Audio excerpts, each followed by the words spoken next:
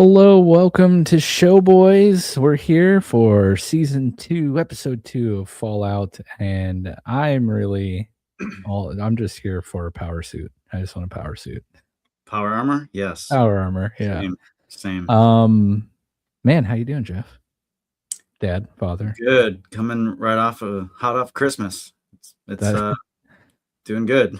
That is true. Yes, yesterday was Christmas. Hope everyone had a nice Christmas. Yes. Did you How have are a nice you? Christmas? I did. I got all the stuff I wanted, which was nothing. To see the joy in my children's eyes. Yeah, exactly. That's awesome. I'm doing well. I cooked like a huge Christmas dinner last night. I feel like I'm getting old because like I made my own Christmas dinner. Like only old people do that. But yeah, no, it's good. We're across the country from all of our family, so holidays are a little lonely. We befriended an old German lady who lives behind us, and she lives alone, so we invited her over for Christmas dinner, but she ditched us because her dog was sick. So she still brought us a bunch of food, and it was yummy, and we sent her some food back so she didn't have an empty kitchen. No, it's good. Excited to talk about Fallout. Yes, sir. Yeah, man. I gotta just show this. This is my favorite thing I got for Christmas. Heck yeah. A Bulbasaur line tumbler. Are you serious? My family loves me. Yes. I'm jealous. I want one. They had Charmander ones and Squirtle ones and Bulbasaur ones. And probably Pikachu. But yeah, anyways, Fallout episode 2. Man, where do we even start? The correct title this time. The Golden Rule. Yeah. And the correct intro video, by the way. Yes. I apologize for the first one. Man, I'll start because I just got to get this off my chest before we go any further because I'll forget. Whoever plays the like leader of the Brotherhood, who also plays Mr. Price in Mr. Robot. Quintus, yes. Quintus is just Price from Mr. Robot, yes. But in the Fallout universe. Like same exact character, like played exactly the same. Absolutely. And we love him from Mr. Robot. Oh yeah. If you've never seen Mr. Robot and have no idea who we're talking to, pause this episode and go watch all of Mr. Robot because it's the greatest show of all time. It really is amazing. Yeah, but his little chunk in this episode, I was just like, that's just Price, like in a robe, in a cane. Yeah, just as angry in the wasteland. Yeah, yeah, and all I could do is think of, instead of Maximus, he's just talking to either Elliot or Tyrell. Yes. Anyways, maybe Maximus has a split personality thing going on. Maybe. You're right. You never know. Yeah, man. Where do you want to start? So let's start right off the top. So we have another it's like post-war, where we're at now. Oh yeah, so we have a young Maximus. Yeah. Would you say we're in a flashback-simus? Yes. That works. Flash. Maximus. We'll just start naming the flashbacks so we know who we're talking about. But anyways, yeah, go ahead. So we see a young Maximus in Shady Sands. It's a thriving community. Like they're rebuilding and healing despite a post-apocalyptic world, which is his dad just found some water. Well, he has this like contraption that's like purifying their drinking water, because then we see like the meter, the rad meter, it's at 0, and they're like, we've got drinking water, and there's a whole bunch underneath them, so they can. That's good. That's a great. Things are looking great. Yes, But no. Grow more crops, have some more kids. But then we see a traveling merchant who is repeating the phrase, patrolling the Mojave almost makes you wish for a nuclear winter. Yeah. It's just like repeating this over and over and over again. And I didn't know this until I was like doing some research. This is so in the games, as you encounter NPCs, they have a limited like number of dialogue things that they say. And just about all of the soldiers in New Vegas they have snippets, but this line is straight from New Vegas. Like That's all awesome. the patrolmen. Yeah. Which I love it. I love the Easter eggs in this. I love like the connection and how they're pulling direct things from the games. Can I tell you the first thing that came to mind when that merchant came on screen? Yes. And just kept repeating that. I was like, dude, it's literally just an NPC. They nailed it. There were some moments that made me feel like this was like watching a game. Like someone making choices in the moment, like making wrong choices in the moment.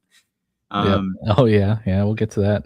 But I do love how they incorporated, like they blended the whole like this story into that, and because there's honestly so much to like break apart just in this first section.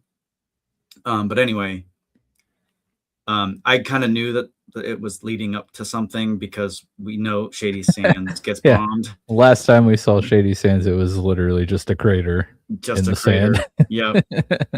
So, and then we see Maximus and his dad walking down the street, kind of have like a little back and forth thing. And Maximus' dad seems like a great guy. Dude, stand-up guy. Until he couldn't stand anymore. So then they come across this crowd of people. They rush over, and it's the merchant. He is fallen over, like, but he's still repeating that same phrase. He's broken. He's a broken NPC, bleeding from all parts of his face. Yes, and then this is where we see the mind control device on the back of his neck. So the dad goes to the back of the cart, and we see the bomb. It's also hate to see it. Hate to see all of that. Yes. But hey, hats off to Maximus's dad for trying to be a hero. Yep. And if anyone could have done it, it probably would have been him because, he's kind of smart, In his defense, he did do it. There was just a fail safe. Exactly. So like he like tells everyone to clear out to go home. He tells Maximus to go home. And then he can't do it, and then he takes off. So, but the Easter egg here is I didn't know this. I didn't get far enough in Fallout 4 to see this. But this is the same. It's a Mark 28 tactical nuke warhead. So if you side with like the Brotherhood in Fallout 4, you see more of this play out because you have to go retrieve one of those bombs. Because the whole point of Fallout 4 is you're trying to, like, if you side with the Brotherhood, like there's this huge like robot thing that like the Brotherhood is trying to bring back, not to life, but like to give it energy and whatever. And it like its weapon, like it just tosses these nukes. Like, jeez. So the Oprah of nuclear bombs. Yeah. But yeah, then like you said, it triggers the failsafe. He rushes home. He starts clearing out the fridge and tells Maximus to get in the fridge. And like he says, eat and drink very slowly. But then says, you're a good boy, and one day you will be a good man. Devastating. Dude, terrible. Like, and he's trying to like do this quickly because there's only like 2 minutes on the clock. So get in the fridge. I'm very sad, but you can do this. Yeah. We will probably die. You won't see us again, but all right, goodbye. Is there any truth to this whole get in a fridge and survive a nuclear blast trope? Because that's like an Indiana Jones thing, right? Indiana Jones thing, and apparently a Fallout thing. I really don't know. I think it was like, it's the same type of thing as where they said to get under the desk in the classroom if there was ever a nuke. Like it's just kind of like to give people like some false hope, I guess. Yeah. I'm gonna ask Gemini real quick while you're talking. For it. But man, while this whole fridge sequence is happening, like it kind of got me in the feels a little bit as It a did. father Mhm. myself. I'm just like, man, whenever there's anything going on in a show with kids or a movie with kids, no matter like how goofy the show or movie is, and we know that this show is goofy. Right. um, I can't help but insert myself for that parent, and man, I could not imagine that. And then I started thinking about that, and I was like, man, now I don't. I'm sad now. Right. And they do a lot of stuff with family, like, dynamics and Yeah, some very messed up family dynamics.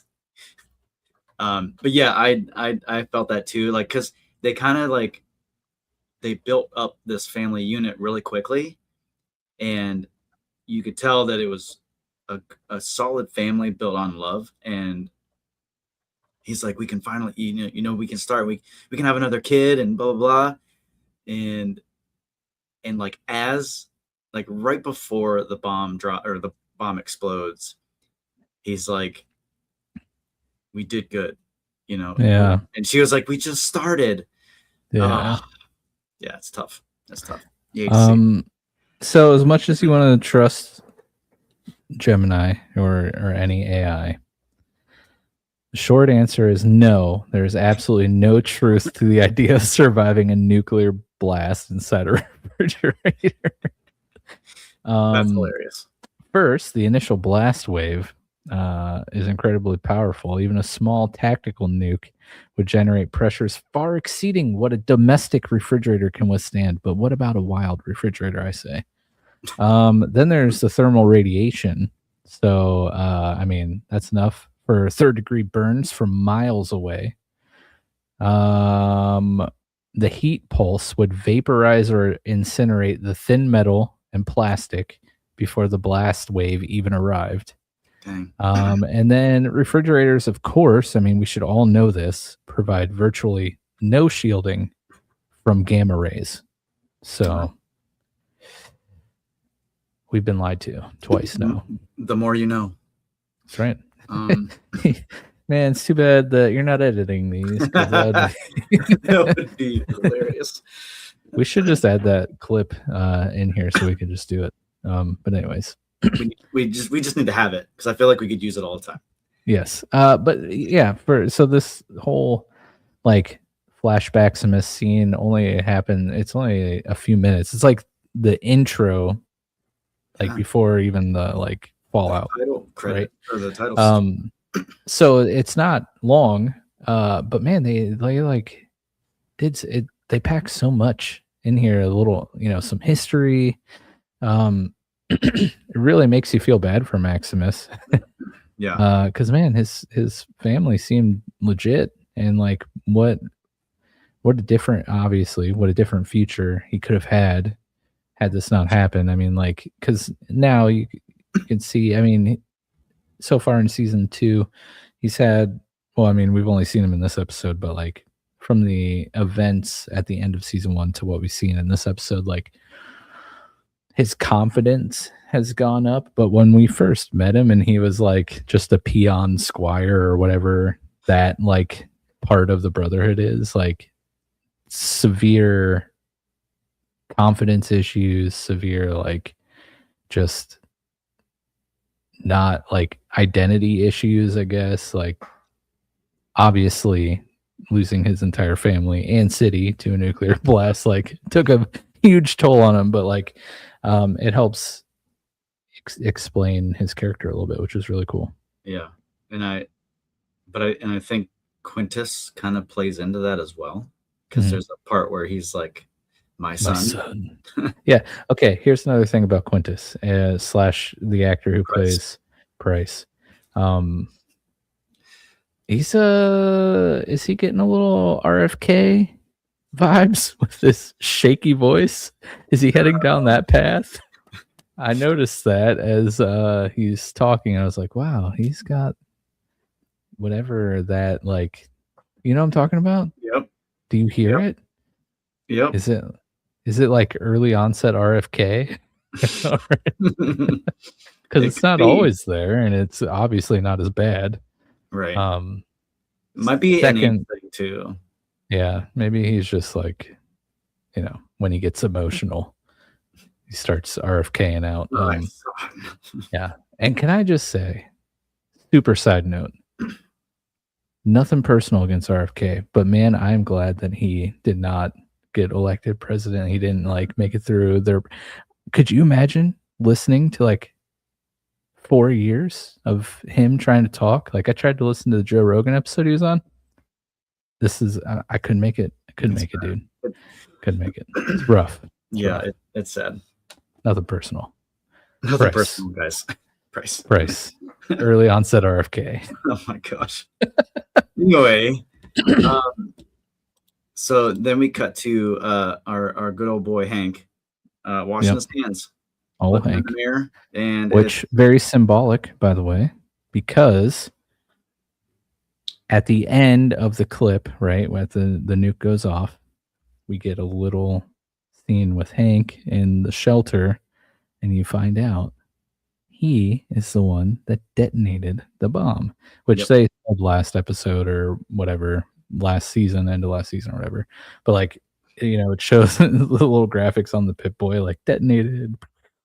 Yep. But right after that, like, he goes, sits on the couch and reads a story to Lucy. reading the story, and then like, he's washing his, or that sequence starts with him washing his hands.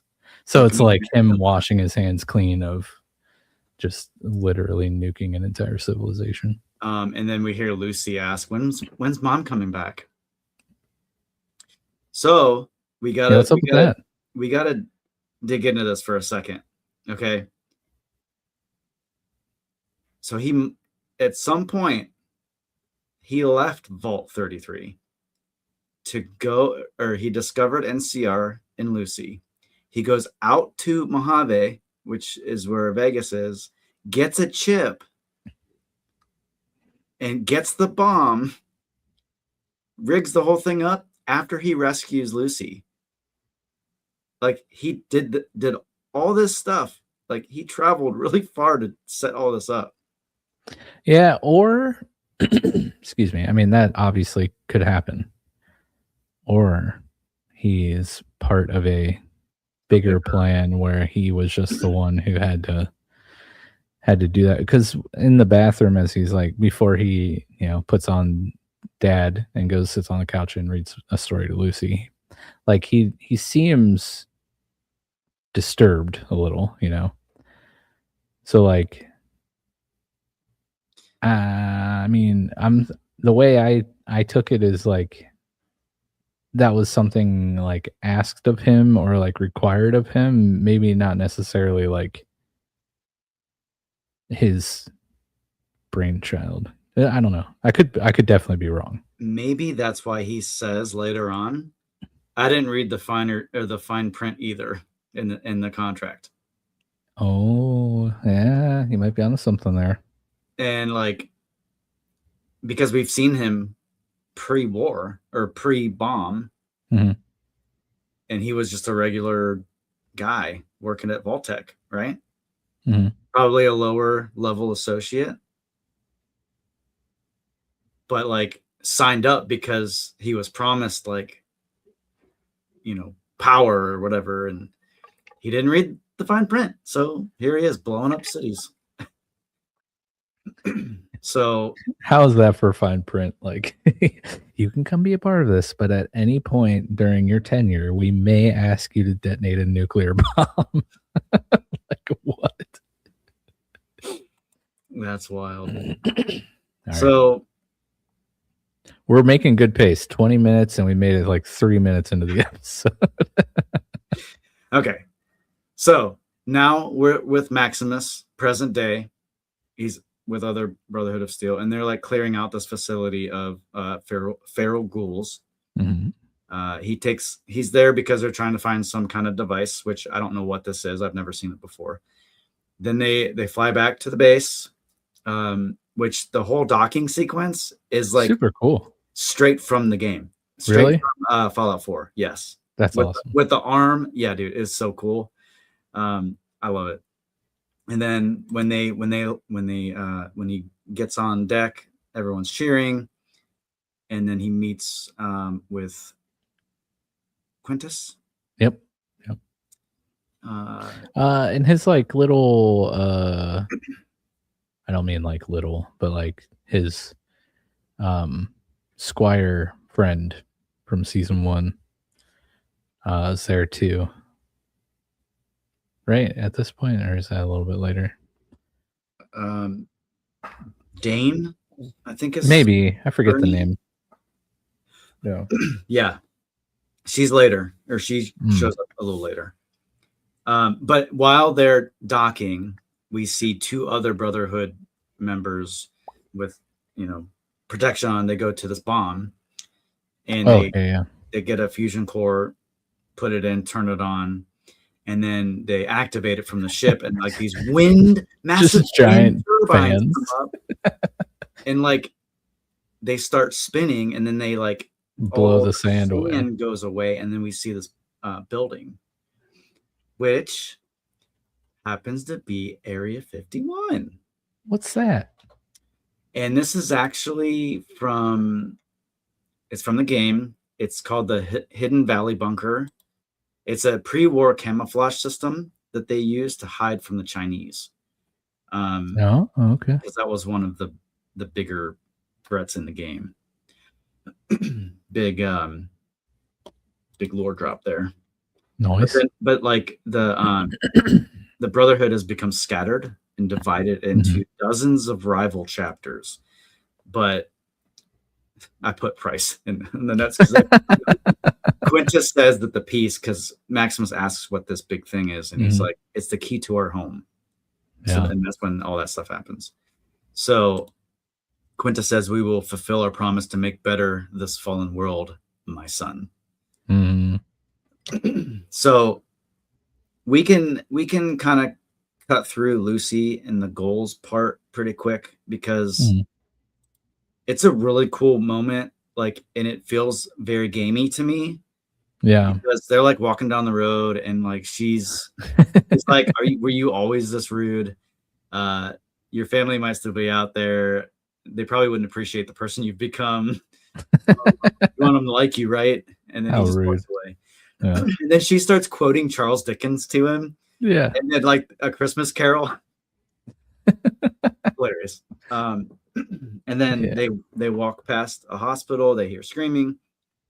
And then he said, empathy's like mud, you lose your boots and that stuff. Yeah. He's got some good one-liners.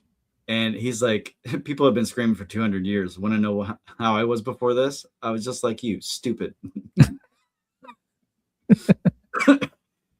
So she goes anyway. She just goes to the hospital, and he follows.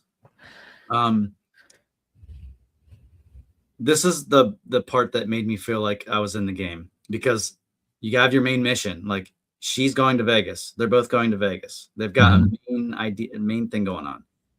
Oh, but there's an emergency. Side quest. So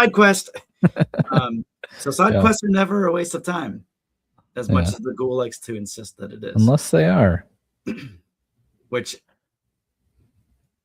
I mean, the way that this plays out is not great. Yeah. I put, is a side quest ever a waste of time? Got to get that XP and the loot, especially if you only have one stim pack left. I mean, hey, you need stuff to survive out there. Yeah, but then what happened? She used her only stim pack. So there are 2 people down there. They're dressed in like tunics. Yeah, what's up with this? Is this like a game reference? Yes, and it's not good.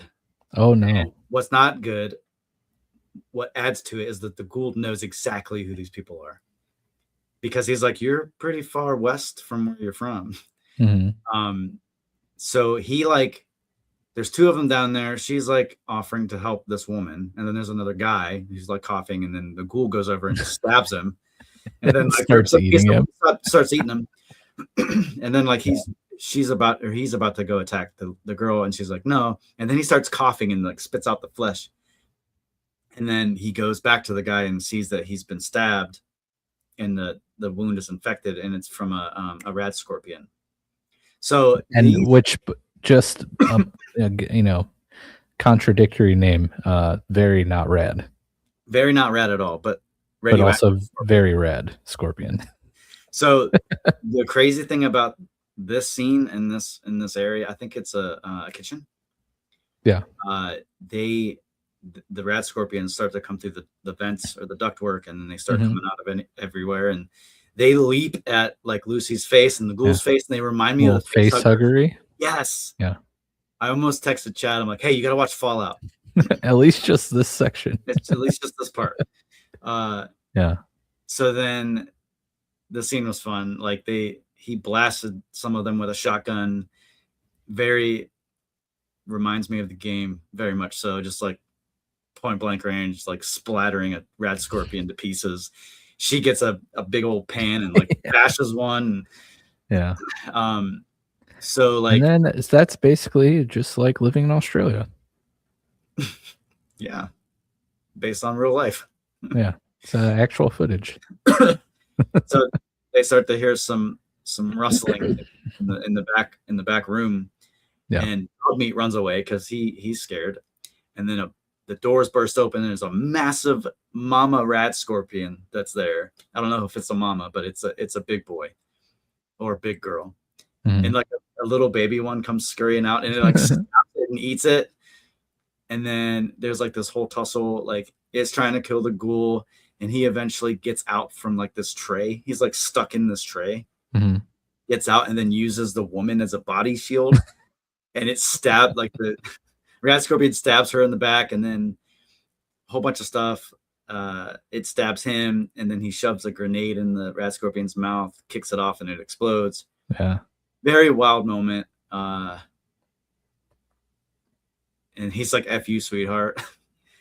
So then like the ghoul and the girl are both like dying, basically. Which is extra sucky because the girl was already dying. Now right. she's like extra dying. Extra dying. Like this is another gamey moment where you have to make a decision. Like, do you save the douchebag traveling companion who's actually saved your butt several times, or this random stranger who the ghoul is hinting at knowing stuff about? Kind of seems sketchy. Yeah. She saves the girl. Yep. Reminds me my Mass Effect 2 play that I did like several months ago. Like one of the first companions I recruited, I don't even remember his name, but he was like a real D-bag mercenary guy, and I was on his. Have you played the Mass Effect games? No. So like at least in Mass Effect 2, when you recruit someone, they have their own like little special quest line that eventually leads to like loyalty if you complete it or whatever. And of course, Mass Effect is very choice heavy, and all your choices have consequences or rewards, whatever. And instead of killing the guy he was going after, I spared his life. And there's very much like this. The guy he was going after was not a good person. But I was just like, maybe we could just bring him to justice somehow. And then he got away. And then he didn't like me, and I didn't get any cool dialogue options with him anymore. And I feel like that's going to be with Lucy with the ghoul here, because she just basically is like, you're not going to die. It's just kind of going to suck for you for a little while. You're going to have some time to think about your actions. Real mom move. And he says, which I thought was cool, he says golden rule, and he laughs. She said that to him in season 1 when he was like, yeah. So she leaves with the tunic lady, and so who are these tunic people? So they are a part of Caesar's. Where's it at? It's like a big empire in the game in New Vegas. When I was watching Civ stream this, by the way, shout out BioCiv or BioAssassin. Should follow him on Twitch. A lot of times when he would encounter people with Caesar, they would say like different sections of the game or different areas of the game, different people would call him like Caesar, Caesar, and like so I just thought that was really interesting in the game because it's like an intentional thing where it's like they're saying his name differently. But these are Caesar people. Caesar's Legion. Oh boy. Which I saw something fun, which could be fun. The leader or Caesar in the show is going to be played by Macaulay Culkin. Oh yeah, yeah. Oh, okay. That's who he's gonna be in this show. I saw he was in it. I didn't know who Potentially, he was I didn't playing. even know he was going to be in it, Oh but yeah, that's actually pretty exciting. I think yeah. that'll be because he'll bring. Oh yeah, it'll be sweet. So, in this group is like a major threat, and this tunic lady that Lucy rescues is essentially a slave woman. That Yeah. like this is what they do with like their prisoners. They turn them into slaves, and I don't know if maybe they escaped, but it. Why is she agreeing to go back? Right. Like she's got to be some kind of like undercover, like special ops, trying to lure people into a Yeah, trap. yeah, yeah, yeah. But she was like legit injured, so like Yeah. Or I maybe don't she was just faking and then got legit injured. because yeah, I mean, there's definitely more to that, and I Yeah. we'll get that. Cause yeah, when she leads Lucy back, definitely gets real sketch. 'Cause she's like, by the way, what did she say? Something about I'm getting graped. really yes. Well, she's yeah yeah. I was like, oh, okay, we're going there. And Lucy was like, okie dokie. Oh my gosh. So yeah, that's not going to be good. But No. I have a hope that the ghoul will come and rescue her, even though he has every Yeah. reason to just keep going the way he was. Yeah, you Uh, never know with that guy. but I think he does somewhere in his ghoulish heart has a soft spot for Lucy. Yeah. Is Um, is he gonna have a Grinch moment where his heart grows 3 sizes or or whatever? a Scrooge moment where like he gets visited by 3 different ghosts and he has a Yeah. change of heart and goes saves Lucy. Yeah, we definitely can't tell yesterday was just Christmas. Right. Which, by the way, speaking of, watched another Walton Goggins masterpiece on Christmas Eve while I was building a vanity for my daughter. Batman. If you've never seen it, you must watch it. We reviewed that, didn't we? We've talked about it at some point. I don't remember at what length, but I did get one of our coworkers to watch it, which was a massive success. But always fun movie. He's Walton Goggins, bro. He's great. He's so great.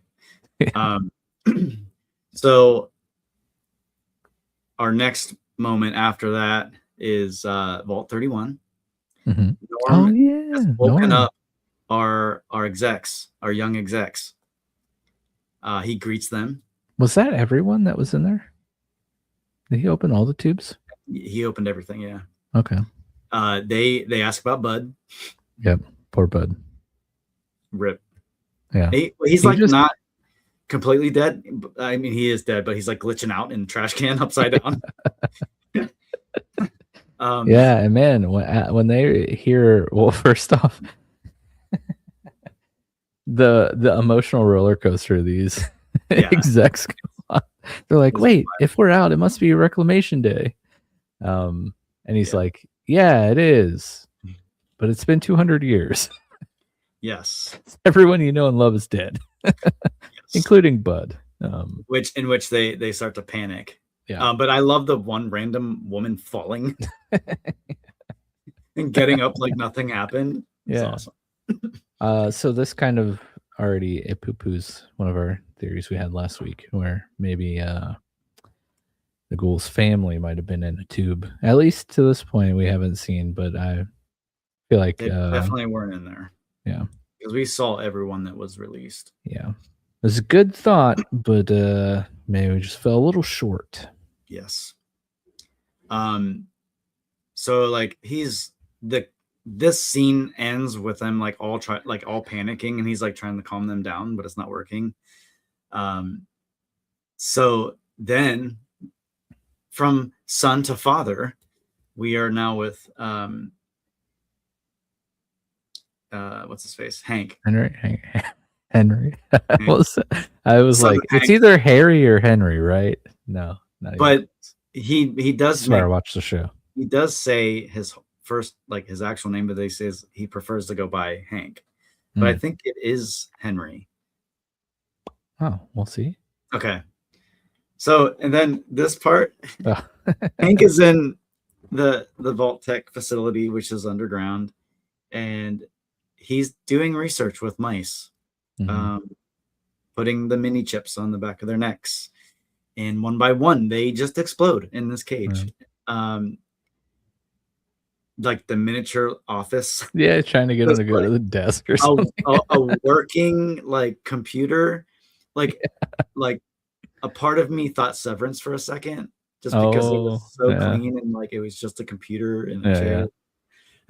yeah. Got some Severance vibes. Makes me miss Severance a lot. Yeah. But anyway, so like each rat just explodes, and meanwhile he's just going back and forth in his cart, playing with his yo-yo, the toy Yeah. yo-yo. Yeah. Uh, yeah, yeah, looking for the perfect employee. But that was pretty much that part. Not really much to go into on that. Yep.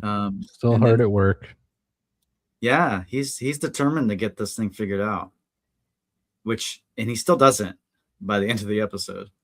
Mm-mm. So now we go back to Area 51, Yes. and like this scene, like this episode about the Brotherhood, like very much sums up the Brotherhood of Steel. They're just goofy, like Dude, just a bunch of jarheads. meathead bros. Yeah, yeah. Playing with like playing like doing hacky sack with a Grenades. grenade and like really like like salivating over like the tech and the bombs and everything, and they Mhm. like uncover this really nice old style car, and they're like, "Yeah, Yeah. take it outside." I thought that they were gonna like drive it around. Yeah. Nope, they just No. blow it up, shoot it Yep. up, blow it up.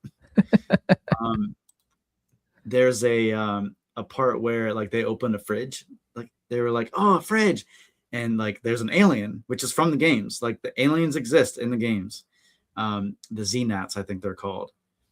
They yank them out of the fridge, and they're like, "Oh, that's so cool, the fridge." Um, Yeah, we could survive any nuclear blast in one of these. a real life icebox, yeah. So there's some discrepancy with some of this stuff. So Okay. we Let's hear it. see the Declaration of Independence in this facility, which I believe this is first referenced in Fallout 3, which is like on the other side of the country. You actually Mm. go into one of the main like historical museums or whatever that's still around, and you see it on display in the museum. So that's either a fake, and they have the real one there in Area 51, Yeah. which I don't know. There's no confirmation on that. It's the wild theory, that really doesn't matter. They also have the Ark of the Covenant randomly sitting there on a So crate. that's where it's been this whole time. The U.S. has the Ark of the Covenant. Who knew? In Area 51. Hey, Yeah, come on. They'll never find it there. yep. So then we go to the real reason why they're there. They are messing with the cold fusion. The Mhm. goal is to make unlimited energy, and then with Quintus, he has this power. Mhm. It will give him essentially, and in his mind, full control of all the Brotherhood, because he's trying to Yeah. bring They'll them give all him together and yeah, fatherhood. fatherhood of the Brotherhood. Yes. So we have a scene with Maximus washing his face with the kid.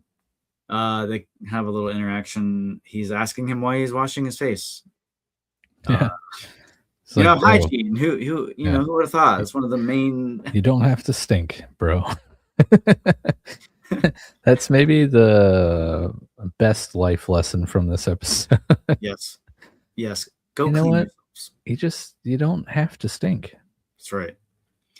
So, and this is where Dane, Maximus's friend, comes in. Yes. Uh, they're chatting. Maximus says the Is Brotherhood is this the best it gets. Blah blah I was blah. about to say, is this the point where Dane becomes just disappointed No, with Maximus? Okay, no, that's because like they're at this point they're still kind of like she's trying to like come around, like get him to come around. Like, yeah. it's not all bad out there. You met that girl. Yeah, that's true. And this is where we realize that he's pretty salty that Lucy just left him. Mhm. And then Dane is like, well, maybe she's still out there. And Maximus was very quick to say, I have duties here. Yeah. Yeah, Maximus is his shift in demeanor is very interesting because like he has gained some confidence and like um autonomy, right? Whereas like in most of season 1 he was just afraid and like Yeah. couldn't do anything, whether it was like paralyzed by fear or just like literally being useless. To where now he's like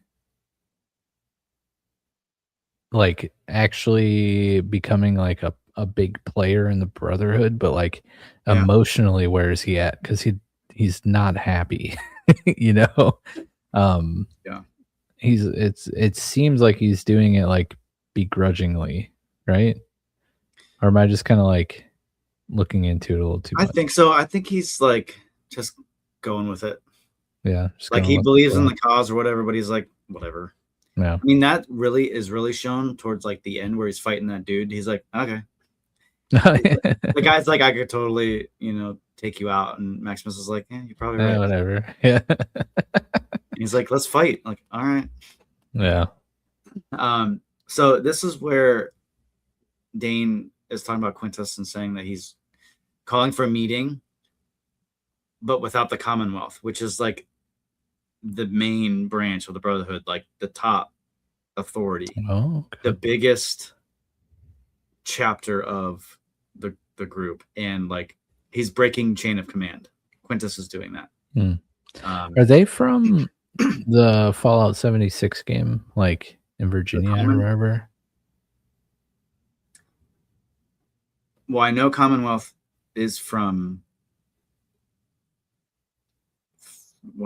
3, which is Virginia. No, that's DC. But I think they're involved there. But like they must be big enough that they're like maybe they have East Coast and West Coast. I don't know for sure. That's something I'm gonna have to look up. But they're big enough that they're a threat. And like Quintus is trying to get the other factions together without them because he wants to take them out. Because he's trying to gain control. And they're like the other faction heads that show up are like not down with that. Not at first. Yeah. And they're not even actually mentioned in Fallout lore. Like there's other factions in this area specifically that aren't even mentioned. So it makes me wonder what happened to them. Which I know that there's a whole timeline. Like there's like a 5-hour long like Fallout lore video that I intend to watch. Because I need the lore drop in my brain. So because there's so much like that the show is hinting at and like leaving out intentionally that I want to I need to understand more. Because the 3 factions that show up, we have the Grand Canyon, Yosemite, and Coronado. So that's right. So anyway, they show up and they have this meeting, and Quintus is saying that the Commonwealth, like if they were invited to this meeting, they would take this relic for themselves and not give anything in return. And the Commonwealth would easily beat all of them because the guys at the table are like, this is dumb. Like we cannot beat them. Yeah. And so I did some digging. This is from the game. So yes, you were right. Commonwealth is from the game. It's run or led by Arthur Maxon. It's the East Coast chapter, and they're the most powerful chapter. Okay.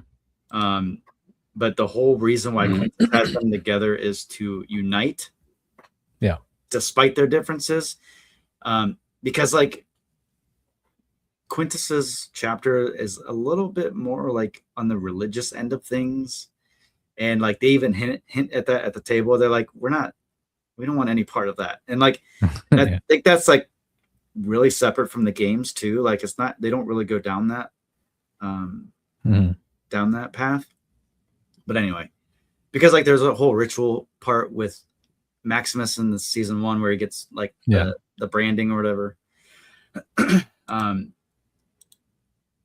yeah, I think this is going to be all bad, especially at the end, but Yeah.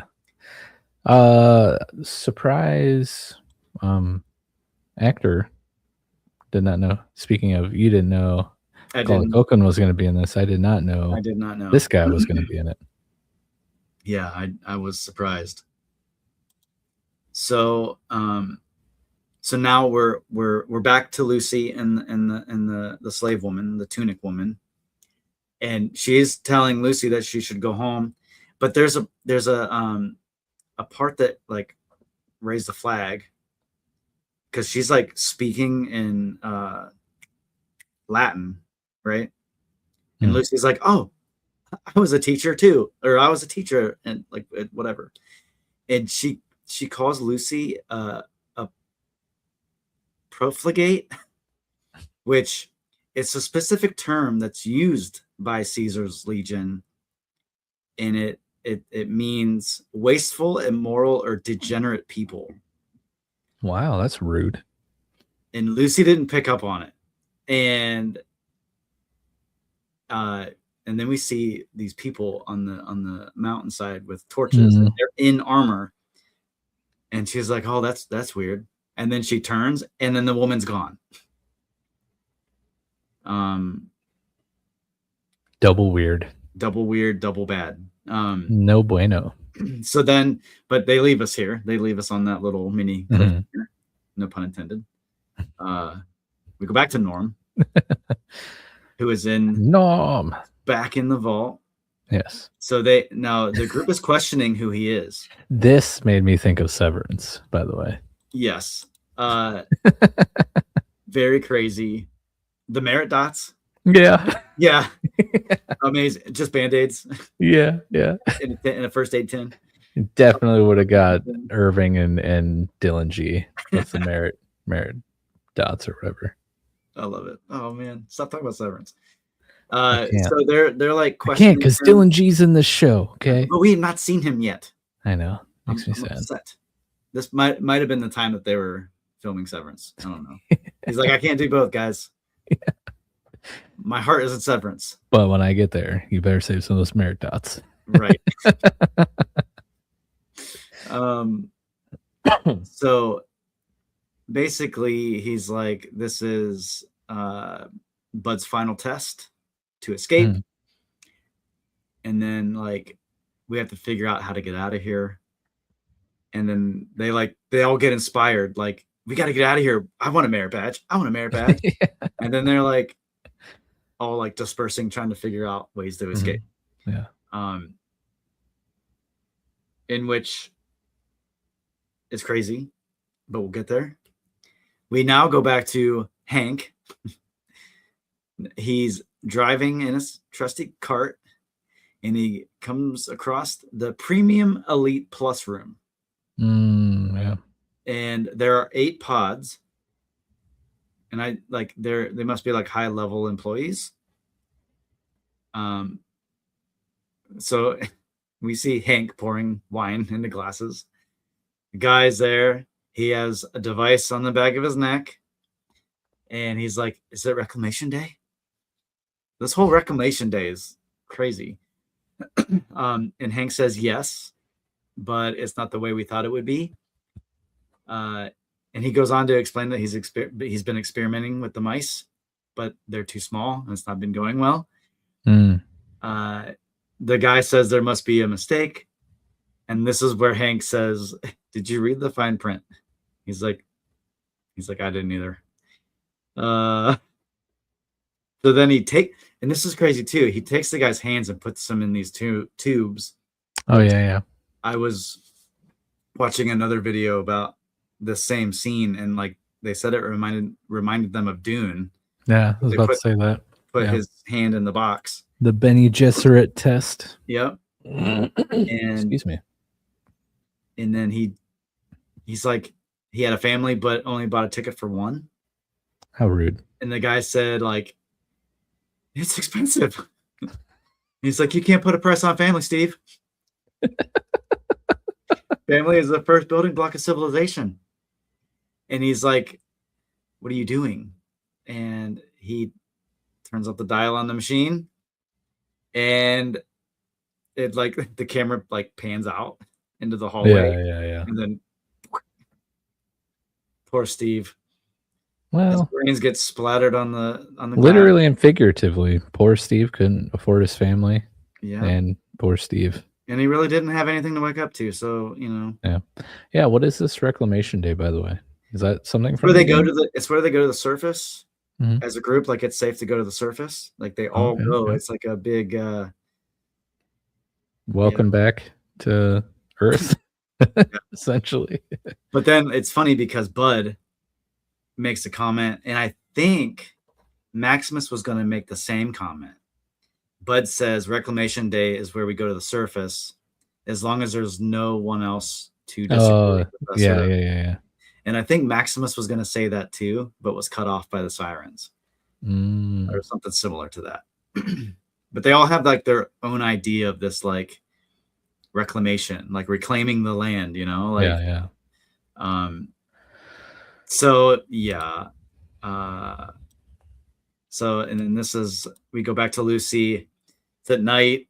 She's got her flashlight out, and she comes to the building with the flag, which is the first sign of Caesar's Legion, which I didn't get right away because I didn't get that far in the game. So, and then she's surrounded by people, and she said, I realize we all have our cultural differences, but just so you know, I am nice. What is that going to do for you? Like, you never know. He hasn't learned anything. You never know. She still plays the naive card. Like, yeah. I think she's hopeful in people. Yeah. But she has encountered a lot of groups of people that have not been nice. And it doesn't matter how nice she is, they don't care. She's just trying to kill him with kindness, you know? Yeah, it's not going to work. Because this group is not good.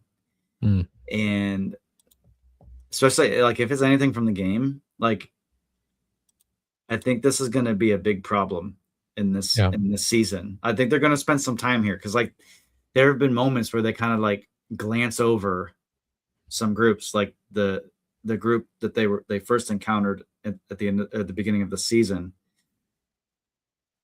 There's all these different types of factions everywhere, and like as a Fallout gamer, you don't trust anyone. You usually shoot first and ask questions later. Yeah. Because if you get too, like, strung along into this group, you figure out that it's a trap, and they're just trying to get your stuff. Yeah. Or worse. So, like, it's not going to be good for Lucy. It's going to take the ghoul coming to the rescue. I don't see anyone else coming to her aid. She's not getting out of this alive, or, like, out on her own. There's no way. Unless she, like, somehow, like, gets the slaves freed, and, like, they have a revolt or whatever. Yeah. But this is not good. This is definitely not good for her. So this is where we also wrap up the part with Norm and his group of execs. Yeah. They are climbing up this, like, they're making this human ladder, essentially, up to the ventilation, whatever. Yeah. And the girl, like gets hoisted up, grabs the latch, undoes the lock, and, like, starts to pull it and swings and smacks her, and she's, like, dangling there. She's like, I found the latch. I love the goofiness of the vault dwellers. Yeah, like, dude. It's so, like like on par with like the game, which is how goofy they are. Mhm. Like I know that these are like newly awakened execs from the old world, but even then, like they quickly like gain this persona of a vault dweller like within an instant. That's hilarious. Like I know you haven't gotten this far in Legend ZA, but there is a human ladder moment in that game that this reminded me of. That's amazing. That's amazing. And it's like very, very similar. But yeah. Yeah, So and does it because okay, to be truthful, by this time of the episode, you know, it's a little late. I'm comfy on the couch, got and the sleepy daddy eyes. I may be slipping in and out of consciousness. I got Do you. they make it out and like see Yes. what's out there? Yes, they do. And more of the like some of the execs start coming out too, right? It's not just Norm. They all get out. Well, because they the one dude like leans over, he's like, lead the way, boss. And Norm is like, all right. So he starts going up, climbs up, they get all the way out. They climb out through the vent, which is a massive vent. Mm-hmm. And they all like walk up to like a little hill, and you see like the beach and the area. And one of the guys like, oh man, the mall's gone, because they still remember the old world, and it's been 200 years. Yeah. But Norma's like, he says, it's beautiful. Like, all right, man. Well, I mean, if you think about it, his whole life's been He's stuck not inside a seen, vault. yeah, he's not seen the outside world. Yeah. So this is pretty That's beautiful. wild to think about. Like, you imagine living your whole life underground in a vault. Reminds me of Silo too, the show, the Apple TV show. Yeah, I need to Which watch you need that. to watch that, and that's coming back soon too. I watched like the entire first season and don't know anything about it. Oh, dude, it's so good. It's so good. Yeah. Lady Jessica. Yeah. Is and isn't like Common in it too or something? Yes. Yeah. No, you're like the fourth person that's told me that it's a great show and I need to watch it. One of my favorite shows on Apple. Wow. Under Severance, obviously. Based on some books. Oh, good. It's so good. I'll have to watch it. So I have no idea what's going to come of this. Them just out there. I mean, obviously they're going to explore. They might come across that same city that Lucy did in season 1. Mm-hmm. I forget what the town was called. And it's where Maximus is there too, and the ghoul. They all kind of meet there. Mm-hmm. So yeah, that'll be interesting, because they're like totally naive to this world. Yeah, it's like a whole vault like of Lucy's. Yes. So we are back to the Brotherhood. Yes.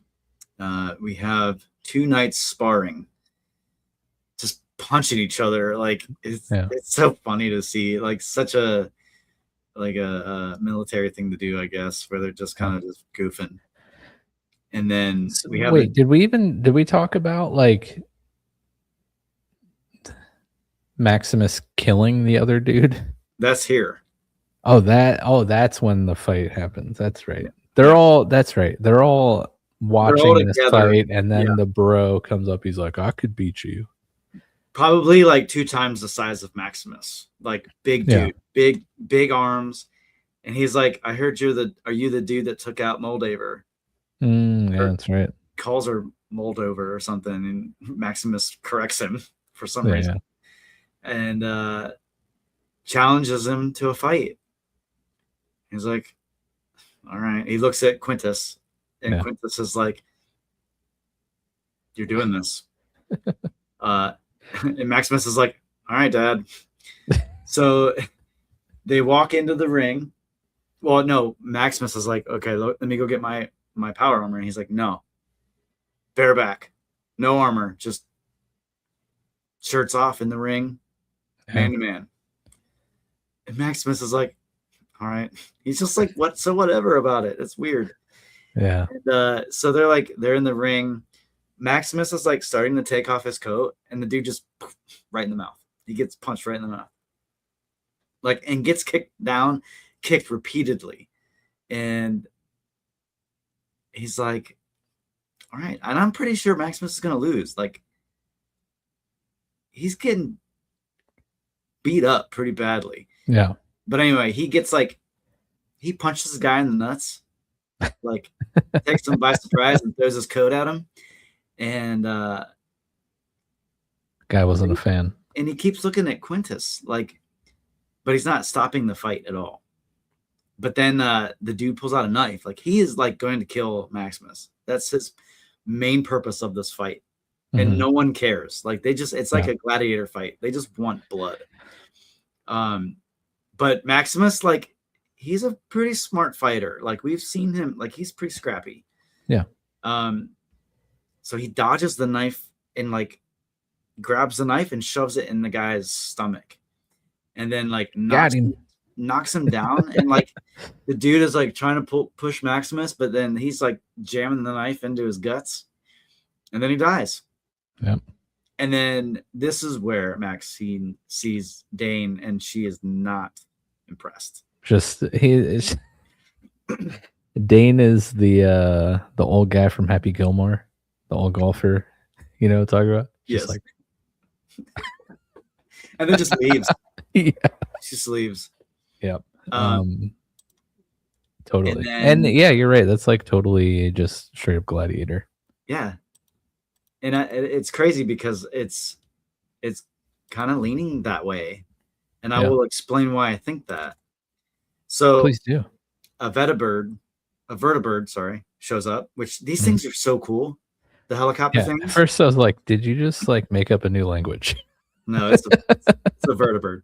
Vertibird, yes. Such cool airships. Love them. Yeah. Almost as cool as the ornithopter from Dune. I love the ornithopter. Is that what it's called? Yes. Yeah. They're like the dragonfly, like spaceship. Dragonfly, yeah. But anyway, it lands. Everyone's kind of like, what the heck's going on? Dude hops out, and he's from the Commonwealth. Yep. He drop that name. Paladin Harkness. Paladin Harkness. First off, love playing paladins, so anyone named Paladin automatically step up above anyone else, but I'm not liking the vibes of old Harkness. No. And he is a liaison from the Commonwealth. Yeah. He's like, I understand we're discussing a civil war. I must not have gotten the memo or gotten the invitation. And Quintus says, and here you are. But then Harkness looks at Maximus, and he like gives him this nod, like he's impressed because he sees the bloody guy. Yeah. And like Maximus is like, okay, cool. We having a bro moment. Yeah. So there's someone made the theory that this dude is Arthur Maxon, the leader of the Commonwealth, but he's not. Okay. Because he's like wearing similar clothing from the game and looks kind of like him, but he's not. So this is very bad because they knew. The Commonwealth knew. Somehow. Because he wouldn't have shown up. And there's a rat. Yeah, so who's the rat? I don't know. Maybe it's disappointed Dane. No, I'm just kidding. I don't think. I'm just kidding. There's no way. She did hear about the meeting beforehand. Oh. And she knew the dirt with Quintus trying to get all this stuff planned. Maybe it was disappointed Dane. If it wasn't her, she like caught wind of it through someone else that is the one, but isn't saying anything. So there's a lot of stuff building up already after episode 2. So, okay, now the whole gladiator thing, the gladiator vibes. Let's hear it. With the Caesar's Legion. It's a little different from the game. Like in the game, Caesar's Legion is like a massive empire. Mhm. And like they show like after each episode, they like show clips like Oh, recreation like the from art? the game, like Yeah. art that like straight from the game. And they're referencing all of the Caesar's Legion stuff. Like they have Mm. Roman guards, Oh, yeah, okay, okay. they have a Cooper. He has like there's a movie poster with him in it. What's the movie called? Revenge of Brutus.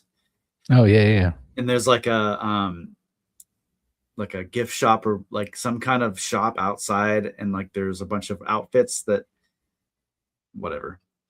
And but then like they kind of like zoom out and we see this massive like arena, Mm. and like it's like an old baseball field, I think. But this is where their like base is, I guess. And I wonder if they're gonna have some kind of like gladiator fighting, which would be super rowdy. And I don't know enough about the game. Like this is totally like apart from the game. Mhm. So this would be a totally new like branch of Caesar's Legion, or like evolution of the group. Like because they're not as big, so Mhm. something must have happened that they've gotten smaller. So now like they have gladiator fighting. That would be crazy. And Lucy's in a pit with like another slave or someone, and like she wins, and That she would be like nuts. that would be crazy, right? That's just a hot take theory off the top of my head right now. Yeah, that would be crazy. But we didn't talk about who plays Paladin. Yes. Harkness? Um, the Uh, one and only Kumail Nanjiani. By the way, okay. Harkins. Harkins. Right. We watched the show, guys, I promise. Harkness. Harkness. Harkness, okay, I was right. He said his name one time. Kumail, maybe biggest glow up I've ever seen, by the way. Look at pictures of old Kumail and him now. He got okay, so a little backstory if you don't know who Kumail Nanjiani is. Stand-up comedian first, got into acting. I discovered Kumail from a podcast, the first podcast, probably, if not first, like right up there with like first or second podcast I ever listened to in my life, called The Indoor Kids. And it was him, Kumail, and his wife, Emily, talking about video games. Like that's all they did was talk about video games. And they would have randomly. Do you ever remember the channel G4 or whatever? Yeah. Okay, Yeah. do you remember Adam Sessler? Mm-mm. It's like one of the main like people on G4 or whatever. He would come on their podcast occasionally, and they're just like talk about games. And that's probably what initially got me interested in podcasting to begin with. So he ends up like writing and starring in The Big Sick, which is a movie version of him and his wife's story, which is a decent movie. But had a few small roles here and there, but then landed a role with Marvel in the Eternals. Yep. And when he got that role, he got like, I don't want to throw out accusations, but like roided up, like Marvel jacked, because he is like, his face is the shape of like Chad Squidward, if you know what I'm talking about. Like his jawline, his head is basically Squidward. A rectangle. Yes. Handsome Squidward. Yeah, yeah. He is just absolutely yoked beyond belief. Which is crazy. But yeah, so he got a huge role in the Eternals, which probably was like a dream come true for him because he's like a huge nerd. Yeah. And then he had a small cameo role in Mandalorian. I'm pretty sure it was Mandalorian. He played just some like random Jedi. But yeah, now he's showing up here in Fallout. Well, he was in Silicon Valley and Portlandia. Yes. For a Yeah, bunch. Silicon Valley. He was one of the main characters, I would want to say. One of the main-ish characters. But yeah, dude, crazy.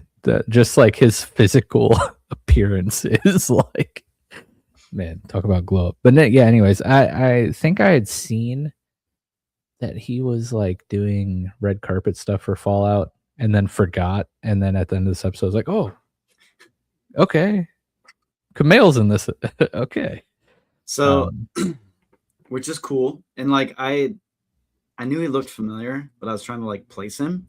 Mm-hmm. So that, yeah, it's clicking now. I don't think he's great for the Brotherhood right now. For the obvious reason that he's with the Commonwealth and he knew about this civil war. I was reading and like someone was making posing a theory that he was actually a synth from the games, because in like Fallout 4, like there are these synths that you can't tell that they're synths, and like there's this huge like people are questioning like people's like, are you actually a human or whatever? Yeah. That he's actually a synth named Harkness from Fallout 3, I think, who doesn't know that he's a synth.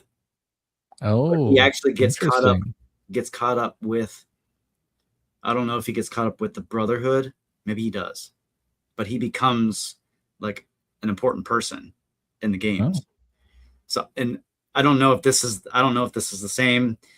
We've like, it's obviously they could have just put it there to mess with people, but it's not a very common name. So like, I don't know. I'm kind of like on the fence. Like, what do we do with that?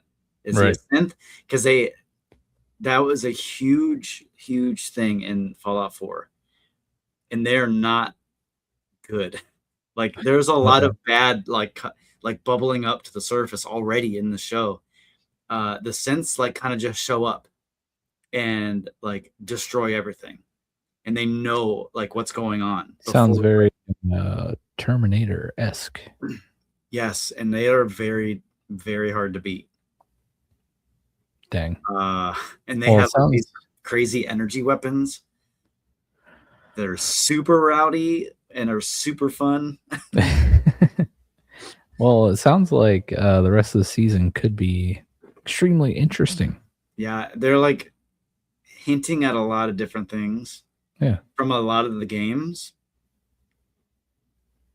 I think the fans are going to be very happy. I think we're going to be very happy with what they do. Nice.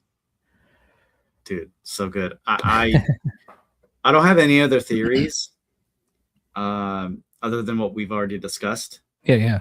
It's just kind of like up in the air right now. Like, we have no idea where the pieces are going to land, but it's going to be great wherever they land. What do you think? Yeah, man, I literally have no idea yet. It is interesting. I didn't think about it. But yeah, I'm interested to know how Paladin Harkness figured out about this Brotherhood meeting.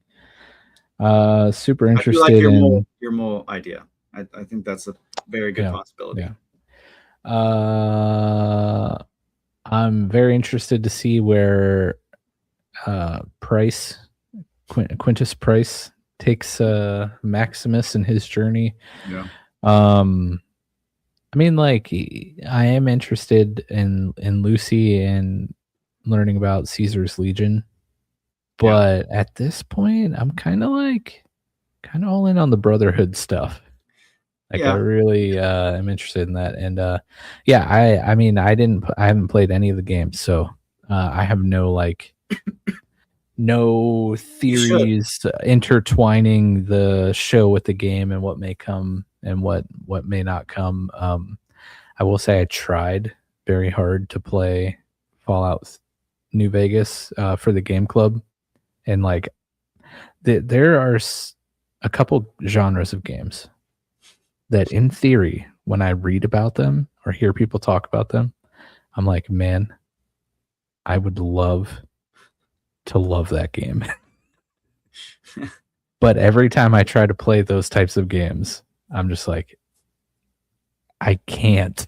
Like, it doesn't click with me outside of like in my head. It should click with me, but like it is in practice not clicking with me. I know the type of Fallout you would like, and it's like the old, like the original, like okay. Like the top down view, not it's like isometric type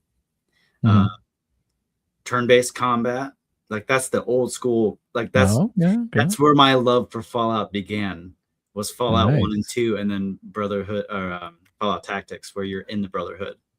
Oh, it's like squad based. I might have to check that one out. And they're super cheap.